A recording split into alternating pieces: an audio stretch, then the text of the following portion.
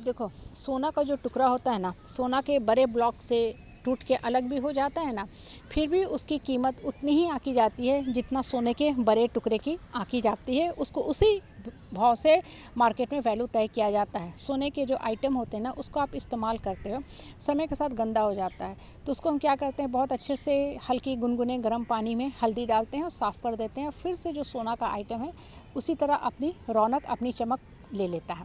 अब देखो, गौर करो ना, तो ये जो छोटी सी बात है हमें जीवन की कितनी बड़ी शिक्षा देता है। आप और हम धरती पे आते हैं इंसान के रूप में, लेकिन हम लोग सब आए कहाँ से हैं? ऊपर से आए हैं। ऊपर से आए हैं मतलब भगवान के घर से आए हैं, परमात्मा के घर से आए हैं। इसलिए देखो क्या होता है, हमेशा आप देखो बचपन से ये बातें सुनते आ रहे हो ना कि हम सब इंसान भगवान के संतान हैं। मतलब जो क्वालिटी ऊपर वाला के अंदर है, गुणवत्ता है, पावर है, वही हर इंसान के साथ भी होता है।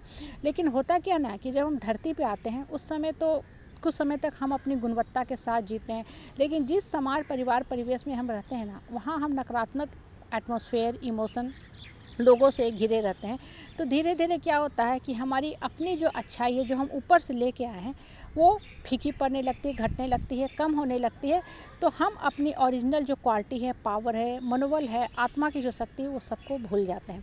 इसलिए टाइम टू टाइम देखो हम क्या करते हैं, चुपचाप बैठते हैं, मेडिटेशन करते हैं, प्रेयर, चैंटिंग ऑफ मंत्र करते हैं, या अपने आप से बातें करते हैं।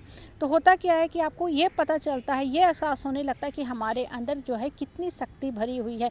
लेकिन देखो होता क्या है ना कि जिस समाज, परिवार, परिवेश में आप रहते हो ना, आपको बचपन से ये गुट्ठी पिलाई जाती है कि देखो इस समाज में रहना है, परिवार में रहना है, तो दब के रहो, ठीक है, दब के रहो, लोगों के साथ एडजस्ट करो, कॉम्प्रोमाइज़ करो, नहीं तो तुम्हारा अस्तित्व खो जाएगा।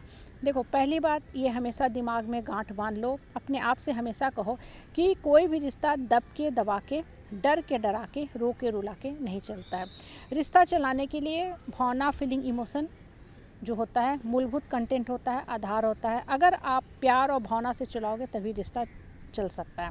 कॉम्प्रोमाइज़ करना चाहिए एक सर्टेन वे तक, लेकिन कभी भी अपने आत्म सुख को, अपने आत्म सम्मान को, अपने हैप्पीनेस को कभी भी कुर्बान नहीं करना चाहिए दूसरे की खुशी के लिए।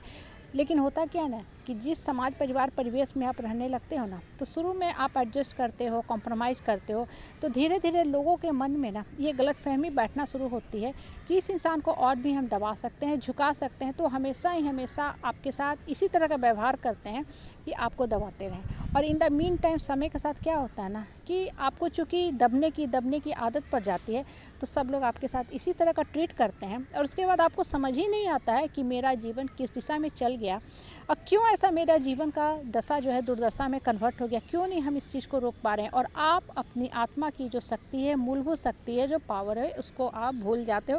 क्यों?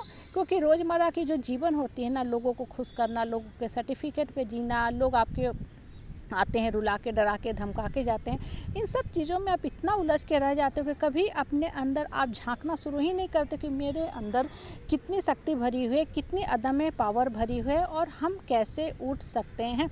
आप उतने ही मूल्यवान हो, उतने ही शक्तिशाली हो, आपके अंदर आत्मा में उतनी ही चमक है जितनी चमक सोने के टुकड़े में होती है। बशर्ते आपको अपने अंदर की जो चमक है, शक्ति है, पावर है, उसको निखार के बाहर की तरफ लाना है।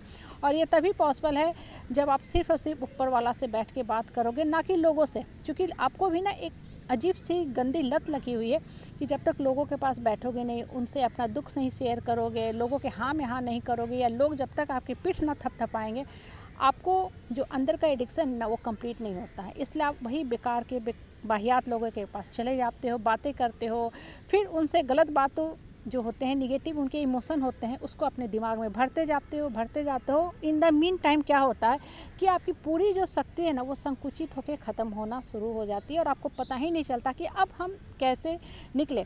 ठीक है, जिस दिन आपने अपने आत्मा की शक्ति, अंतर्मन की शक्ति को जान लिया, पहचान लिया, उस दिन आप वास्तव में ही इतने पावरफुल हो जाओगे कि इस जो समाज के, परिवार के, जिस so called social circuit of relationship में आप बंधे हुए हैं, जो लोग डराते हैं, धमकाते हैं ना, उनको उन्हीं की भाषा में करारा आप जवाब देना सीख जाओगे और अपने जीने का भी हक ले लोगे। देखो धरती पे हर इंसान का ना एक लाइफ का ट्रैक होता है, और कभी भी अपने आत्मा की खुशी को कुर्बानी मत दो। वो काम करो जिससे मन, आपका आत्मा खुश रहता है, और हमेशा अपने मान सम्मान, स्वाभिमान को सर्वश्रेष्ठ स्थान दो, सबसे ऊपर रखो और हक लो अपने जीने का।